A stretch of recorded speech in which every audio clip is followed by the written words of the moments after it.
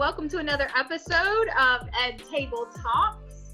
I am one of your hosts, Justine Gonzalez. I'm founder of an organization called Educator Aide, where we support schools in creating culturally connected, equitable, and inclusive learning environments. I am so thrilled to be here with my other co-host, who I'm going to kick it over to so he can introduce himself. Yeah, perfect. So thank you, Justine, for the warm welcome. I am Blake Nathan, the CEO and founder of the Educate Me Foundation. Our mission is to diversify the national teaching population by recruiting and retaining educators of color. We're excited and honored and privileged to have one of the top educators in the city on our Ed Table Talks session today. Just a busy woman, so she's carved out time on her busy schedule to talk to us today for our viewers, to drop some golden nuggets. So we're excited to introduce her in a second. So Justine, would you like to take it away? Absolutely. Well, I can't wait to hear more of your story, Kim. I'd like to have you just start, if you could let viewers know just a little bit about who you are and the school you're currently leading and that school's model. Yes, I am Kimberly Neal Branham. My husband will kill me if I don't include the hyphen. And I am leading Believe Circle City High School, which we hope to be the first campus of Believe Schools, which is an early college and career model high school that is also not only creating opportunities for our students to graduate with an associate's degree through dual enrollment or career certification for industry. So we're just rethinking how we go about, not rethinking, I would say reinventing, because the concepts aren't new. Martin Luther King started college at 15. We don't talk about that a lot. So we're not doing anything crazy new, but we're reinventing how we go about dual enrollment in early college and career. And our model is designed to focus on not only the academic piece, but also a strong sense of identity mixed with agency and autonomy. It's really important for our students to have the agency that they need when they leave us to be successful. We call it adulting. We want to make sure that our kids are prepared for what real life brings. And we're also just intentionally moving away from the no-nonsense, zero-tolerance charter models that have historically plagued the Black and Brown community.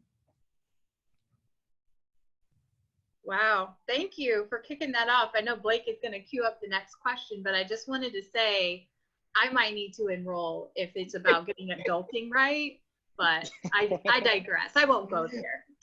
Yeah.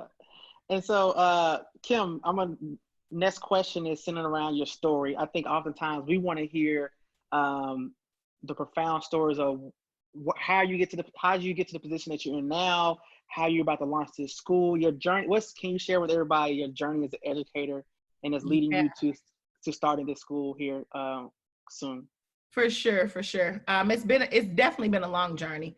I started in education early in life when I was barely legal in 2002. When I graduated from undergrad, I became a Teach for America Corps member, and I was in St. Louis at the high school that my dad had attended. So for me, it was full circle to be able to go back into the community that raised me and start my educational career, which was really exciting for me. I did that for 2 years, had a really good experience. And while I was doing that, I got my master's in social work because I've always been interested in the social and emotional aspect of school. I always wanted to talk to our kids and learn their stories and understand how to support them holistically and not just academically. I was able to get really good gains academically with our students, so it afforded me other opportunities after Teach for America and when I finished my time in the classroom. But while I was in St. Louis, I got my master's in social work and then moved to New York. Coupled with my academic gains, I was given a job as a dean of students after only being in education for 2 years. So I became a dean of students of a K-8 school. So that was my first time with babies. I had been at a high school, so I moved down to the K-8, and I did that for a year. Was not a perfect fit. The model of the school wasn't a perfect fit, nor was the age band my favorite age band. And then I switched over to a K-5 for 2 years, following a leader, African-American female leader which was my first opportunity to work for somebody that I chose. And it was a really dope experience. She mentored me and I stayed with her for a few years until she left. And then I also got my master's in ed leadership from Columbia while I was in New York City. Really good experience. Learned a lot about what I call middle management in education. I wasn't making the final decisions, but I also wasn't always just the receiver of the decision. So I was able to be in the room and start thinking about what was best for kids. When I finished there at Harlem Day, which is now a democracy prep school, and finished at Columbia in 2008, I was given the opportunity to move to Chicago and launch my first high school. Mike Milkey, who was the founder at the Noble Network, had come out and visited me and spent the day and offered me a role to be a founding principal. So I became a resident with the Noble Network in Chicago for a year, had the opportunity to found an all-Black school on the South Side, Gary Comer College Prep, which was super exciting, and I learned a ton of information. And then in 2009, I launched what I call my first baby, ME College Prep, which is 1 North State Street in downtown Chicago on the 7th floor. It's also one of the highest performing high schools in the city of Chicago. We're more often than not in the top 10 of high schools out of 130 schools since we started. So I'm really proud of the academic gains that we were able to make there. I was there from 2009 until 2016. So I was able to graduate 4 classes before I transitioned from that role. And we had up to 1,000 students and 80 staff members. So it was a nice size school as well. And I really got my feet wet with leadership. When it was time for me to transition out of MUSION, I recognized a few things. 1, I had been living out somebody else's vision for a really long time for Black and brown kids. And 2, that I needed to be the final decision maker and not necessarily still somewhere in the middle. Because I was at a large network. Chicago is the 2nd largest network outside of, I think, CPS in the city. So I went to KIPP, which is bigger nationally. But I moved into a role where I was managing principals. So I became the head of schools managing director for secondary schools at KIPP DC. And I did that in Washington, DC, which was also just a super cool experience. And I got my feet wet with executive leadership. And for the most part, being a final decision maker and being able to implement some things and starting to implement some things that were part of my own vision. I did that for 3 years. I was also able to do a turnaround middle school in DC, and that was my first time doing turnaround work. And we got really good significant gains there as well. We were a few points away from becoming their top tier school out in Washington.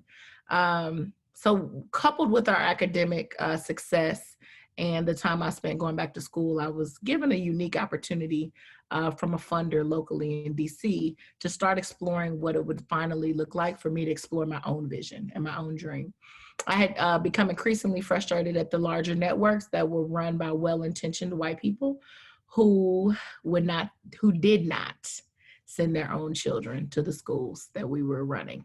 And I recognized as I got older and got married and thought about starting my own family that I did not want to continue or end my career in schools that I wouldn't necessarily send my own kids to.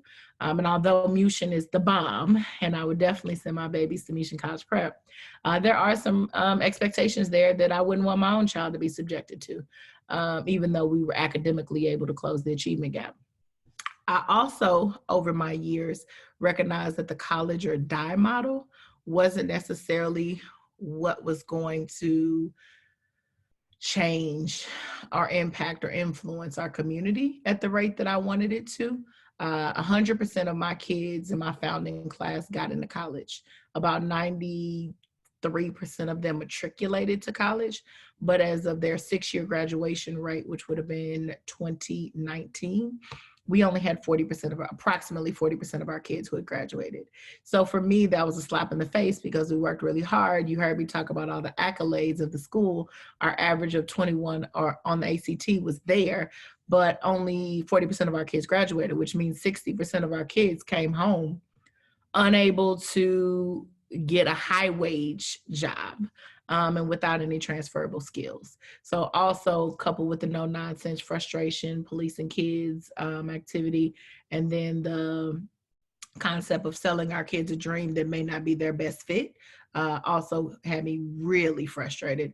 And I set out to do something different, which is how I believe Circle City was bred. And because we had done some really good things within those systems, funders thought that I'd be a good candidate to launch my own network. So I was given the opportunity to join the Mind Trust. I looked at a few other cities. Indy won my heart because it was halfway between St. Louis, which is where I'm born and raised, and Chicago, where my first baby is. And I moved to Indy in 2018. Man, that's those are great. I mean, just hearing your story, I never heard your story. So for our listeners, this is my first time hearing, Mrs. Neal's, biography right now. And it's just a wealth of experience. And I mean, for me, it's definitely want to tap into learning about even more about, growing schools. 21 average on the ACT is tremendous, right? Graduation rate is tremendous, but also, like you said, being reflective and like, man, we got the kids to college, we can't get them through college, right? And understand when you have in these schools, like those are one thing that you really don't have any type of support in, because I mean they're on the campus, they're in the university. It's up to the university to help them matriculate through college. But great story. So I guess I think it's me again, Justine. I can definitely answer the question, but navigating. Okay. So we talked before we started today. Before we started this interview, was what are you doing for COVID? So for our listeners, this is our first time being a chance to ask this question to you for you to answer.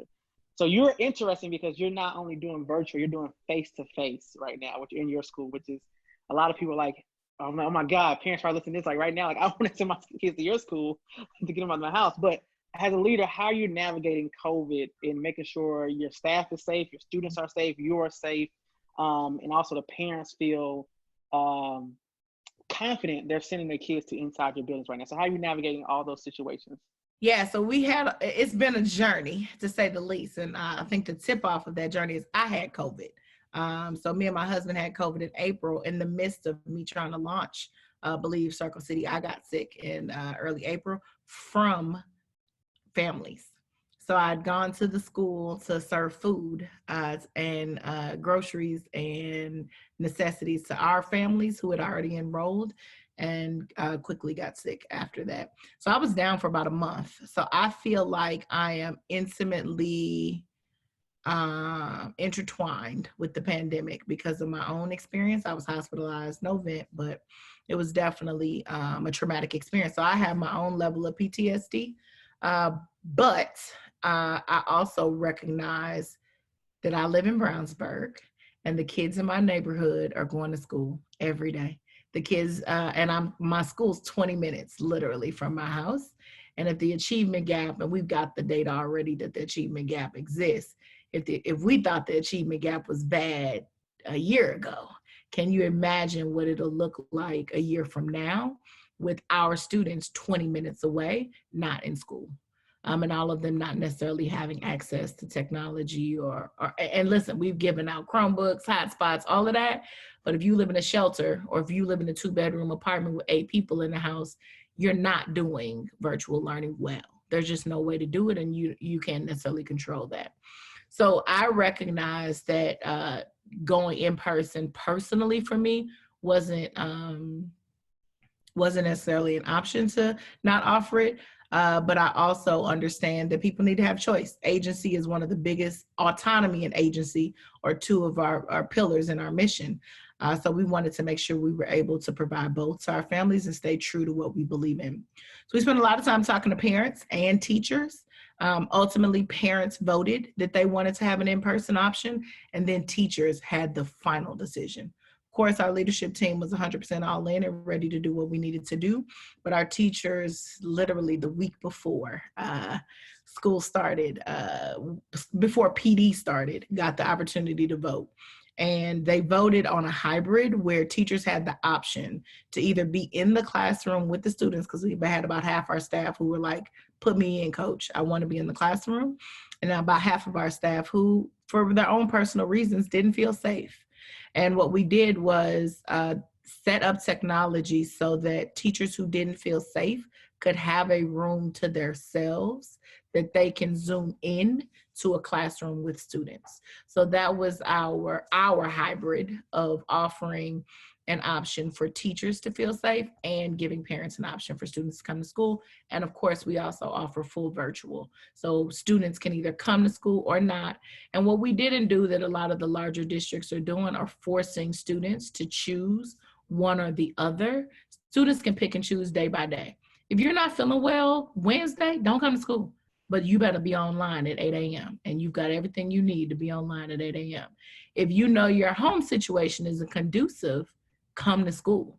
You know, we have a place here, we've got Wi-Fi, we've got an isolation room if you need to be isolated.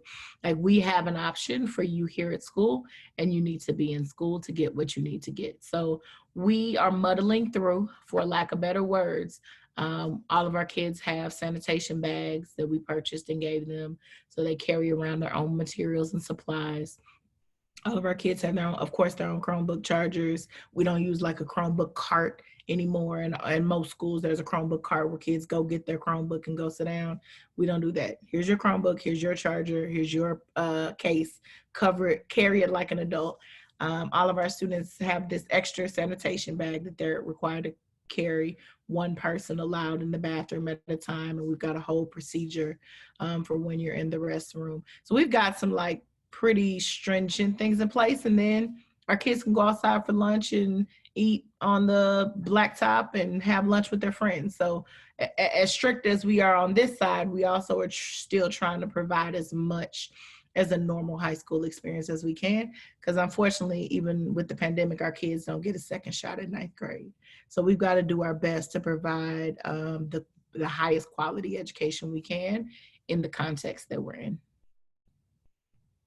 Wow.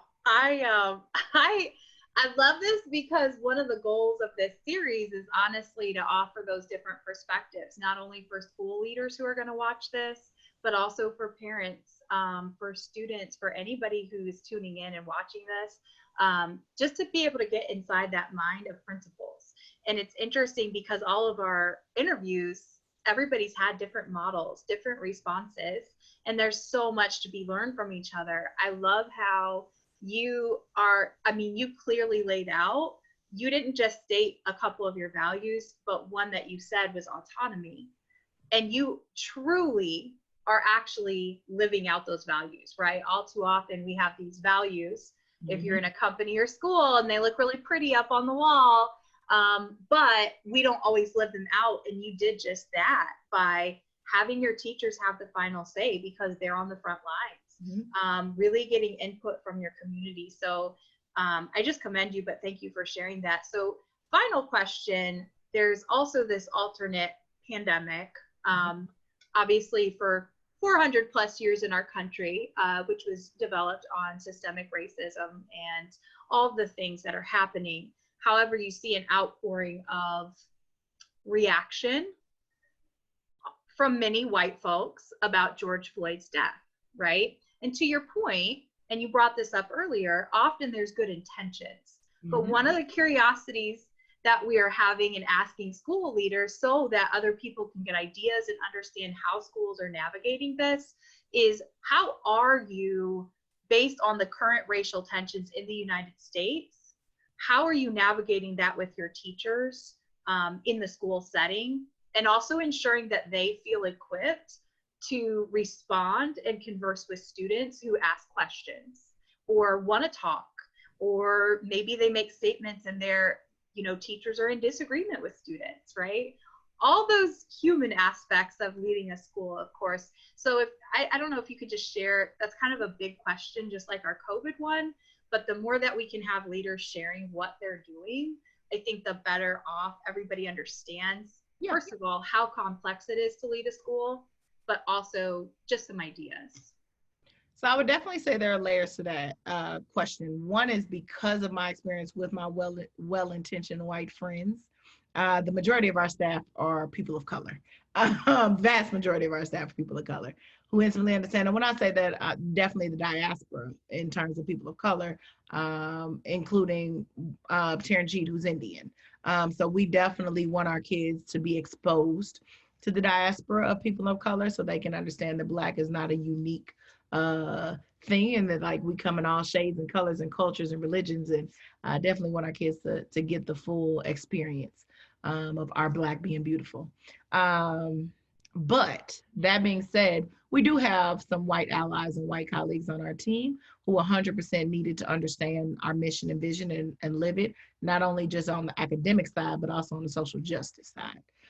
So we had 3 weeks of professional development, which is what I'm learning here in Indy, highly unusual. Some of the schools have 2 days and then they go back in front of kids. We had 3 full weeks, full day. Professional development. We had maybe 3 or 4 days where people were able to work virtually and figure out how to work Google, so they can figure out how to get their Google sites going. But for the most part, we spent probably total of 4 hours, maybe 4 to 6 hours, specifically talking about identity, your own identity, and how that could potentially play into biases, and classism in our country. Because even if you are a person of color, your biases often show based on the class that you were, your financial means, and classism in our country. And then ultimately, of course, about race. So we had several conversations and charters. Like we in Indianapolis, charters, especially in the Black community, is a charged thing. So we had lots of conversations about the history of charter schools and why it's a charged thing and how it happened to the Indianapolis community and not necessarily with the Indianapolis community. Although I'm a member and I'm a proud member of the cohort 5 of the Mind Trust, I also intimately understand the history of the Mind Trust in the Black community and understand how we need to reimagine how they show up, how we show up, and how we navigate the space.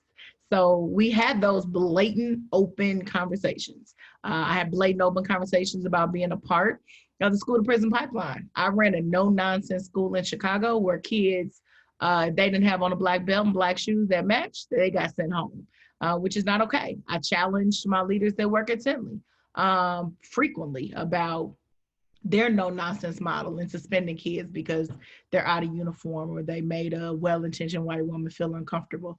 So we definitely had like very open conversations about the change that needed to happen for all of us individually. And I say us because me too, I'm evolving, but I'm also still growing as a leader, but also just in terms of the ecosystem, how we have to create a change in our community. And where we landed as a school is that we are starting a new model where we're not policing kids. Our kids have been 95% in compliance with our uniform expectations, which of course aren't as stringent as they have been in my old life. But we still want them to look good and feel good and be clean cut when they come in. When you look good, you act good. That's what my mama says. So we also want that, but we've been able to do that without holding the stick over our kids or threatening our parents.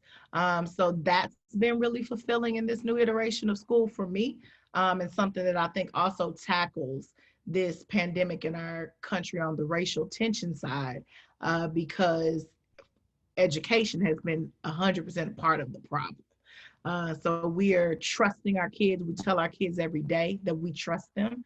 We give them freedoms. We're doing a slow release model where when you walk in our school, it still feels like a high expectation school, but our kids by January should be able to have unassigned periods where, just like in a traditional predominantly white school up the street, kids can have an open study hall where nobody's breathing down their neck or watching them.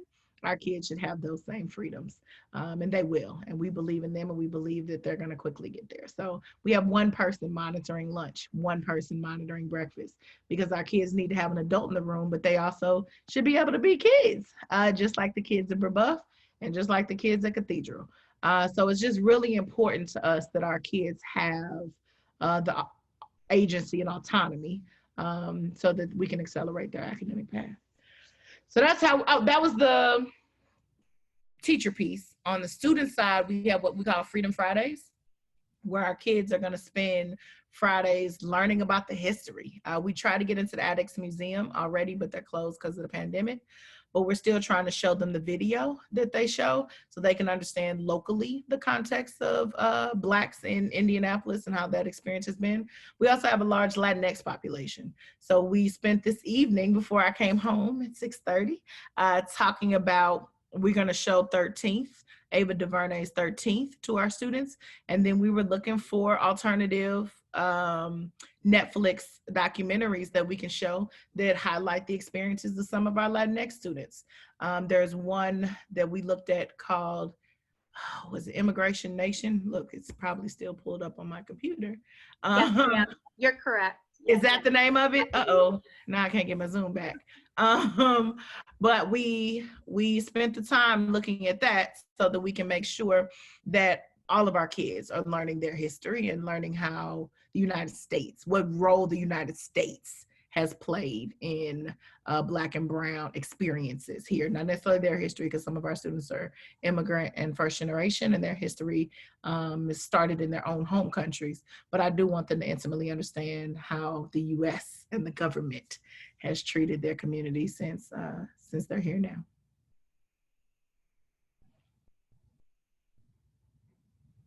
All right. Wow. Well, I feel like we could talk for hours with you, Kim. I don't even know how we end, because you just served up so much wisdom, and your passion and expertise is clear. Just one more thing before we go on. I'm sorry.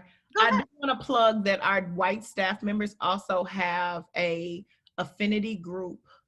They're going to kill me that I'm not able to name it, but they've got t-shirts that say I'm an ally, Black Lives Matter.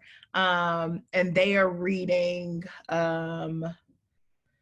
they just finished How to Be Anti-Racist, and they just started a new book. They're starting a new book on the 24th. So they also have a group of white educators who are trying to identify and address biases for white educators here in Indianapolis. And we have some board members that are a part of that, as well as some people at other schools and some people from the Mind Trust. So I'm also super proud of that as well. Thank you for sharing. I mean, I feel like if somebody just watches your episode, they're going to be like, wow, idea. I mean, yeah, these are all tangible ideas too. I think, everybody did a great job. I mean, as we've been talking to, all these educators and leaders in Indianapolis, but I know those are just, man, the autonomy, understand you have high school students, like they can make their own decisions, Freedom Fridays.